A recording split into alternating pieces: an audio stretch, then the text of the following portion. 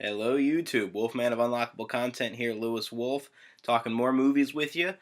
For those of you that know me or have paid attention to the channel enough, you know that I have three jobs: Unlockable Content, I work as a video editor, and I also work at a movie theater.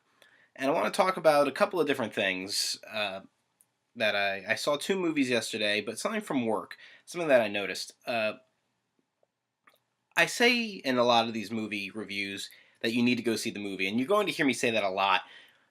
And whether the movie's good or bad, I can't say don't see a movie. It's kind of hard to say don't see a movie because the process of making a movie is so involved that even if an actor didn't perform well or the story fell flat, it's just so daunting to make a movie. It's just so many moving pieces of it that there's still something you're going to enjoy, whether it's cinematography or the effects or some. There's always something to enjoy, I think, even in the worst movies. So I can't say don't see a movie. I can say it wasn't for me, maybe, and take that for what it is. But any movie is worth seeing, I think. Uh, Now, all of that said, something that I've noticed. I was working as an usher this weekend, and I came in at the end to check on a theater for Rock Dog.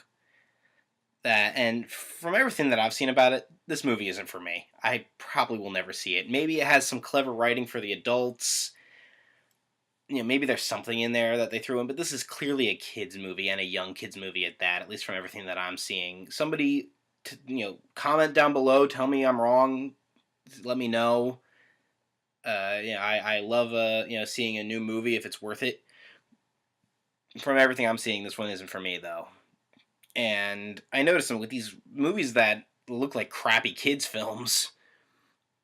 They seem to have awful end credit music, like stuff that's like trying to drive people out of the theater. Just go away. I saw this with Norm of the North too when I was cleaning theaters for that too. They just sound terrible. I mean, if this is the music that was in Rock Dog, this was awful. Why? You figured they would at least play something that's like electric guitar or something like. This just sounded like this music sounded like it belonged in a suspense movie. This is in the credits for a kids movie. What the hell? I digress. So movies that I did see, I saw Logan again. Still good. Oh, is it still good? Oh, God, is that a good movie? Seeing it the second time, I found that I was giggling a little bit more, maybe because I knew the serious moments were coming, so I was like, alright, it's less impactful now. The first time it really hits you hard. And the second time, the emotion was still there, but because I kind of was able to prepare myself, and I was there with friends, so maybe that had a factor to it, because I knew they were seeing it for the first time, and I had already known, so maybe I was kind of enjoying them enjoying it for the first time. Getting into a little bit of spoiler territory. Spoiler.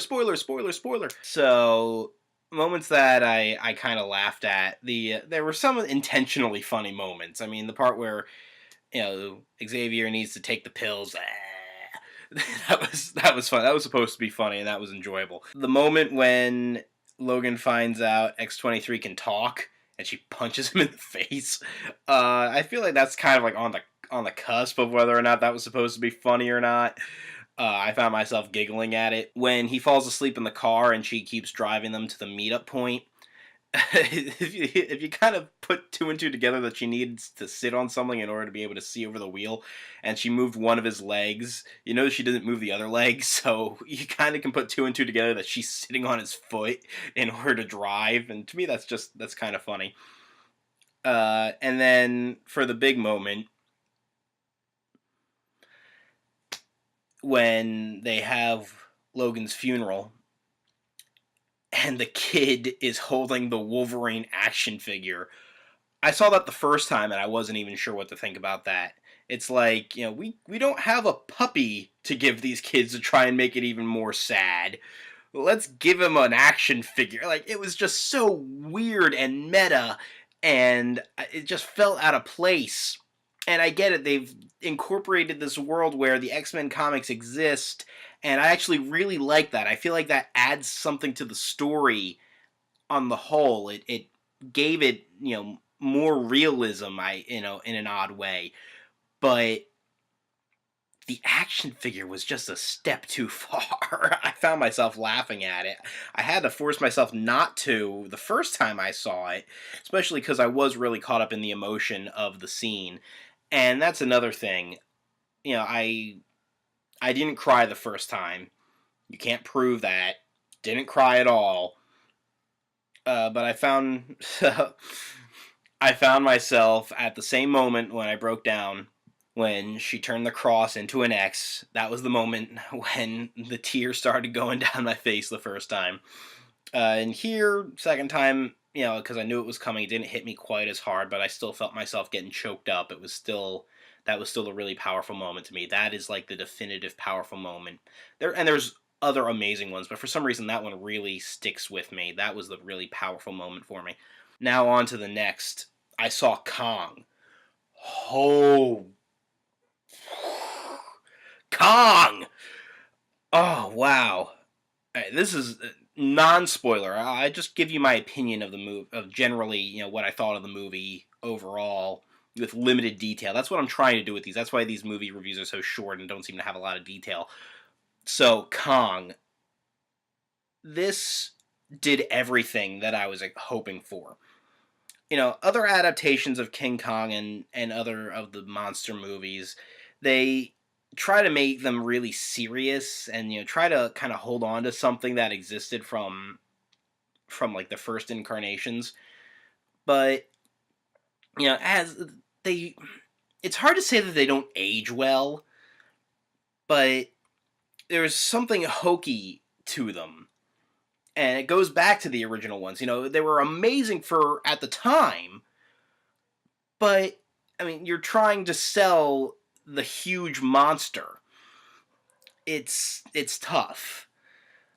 And there's a level of hokiness to it, and if you try and take it too seriously, your movie will fail. So you got to know when to take it seriously and when to not. This movie does a beautiful balance.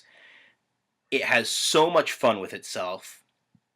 I found myself laughing a lot more than I expected to. It was beautiful. The humor that they incorporated into this.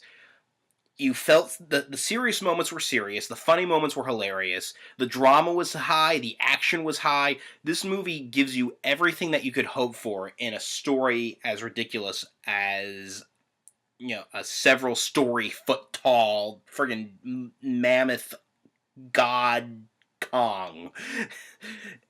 It's this is my new favorite movie of the year so far, and it's still so early. But I mean, this holds up.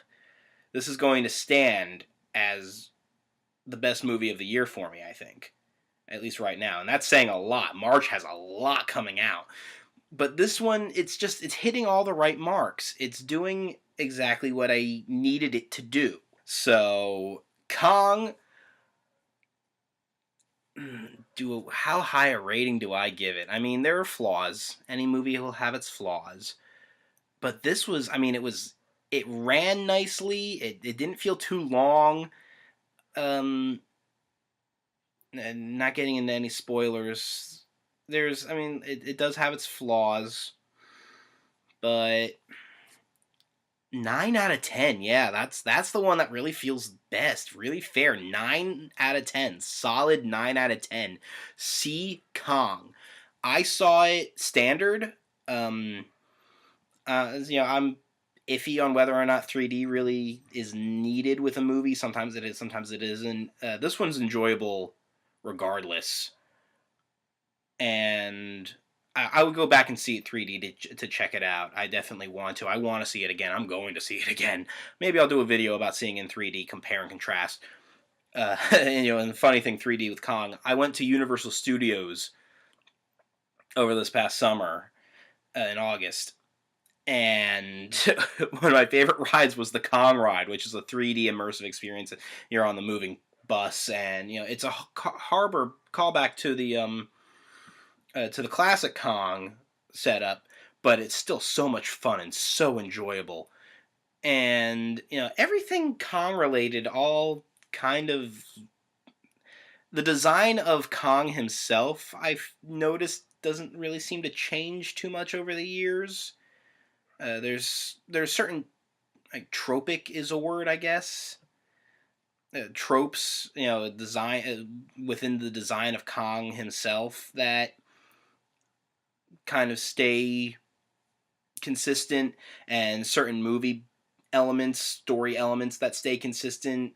And you'll when you see it, or if you have seen it, you kind of know what I'm talking about, I think. So I digress. 9 out of 10. See Kong. Gotta enjoy that. So you take care. Night, YouTube.